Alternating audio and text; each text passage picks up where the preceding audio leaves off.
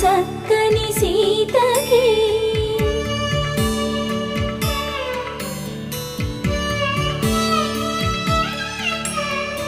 ఎర్ర జాబిలి చేయి రాముడేడని అడుగుతుంటే చూడలేదని పెదవి చెప్పే చెప్పలేమని కనులు చెప్పే నల్ల పూస